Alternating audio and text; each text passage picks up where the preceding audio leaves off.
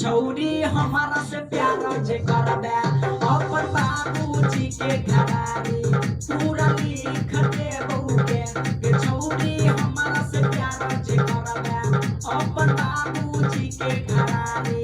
पूरा लिख दे बहुके के छौरी नथिया दे बहुके के छौरी टीका दे बहुके के छौरी उठलाली दे बहुके के छौरी हमारा से प्यार जे करबे अपन बाबूजी के घरारी पूरा लिख दे बहुके के छौरी हमारा से प्यार जे करबे अपन बाबूजी के घरारी पूरा लिख दे बहुके के छौरी हमारा से प्यार जे करबे अपन बाबूजी के घरारी।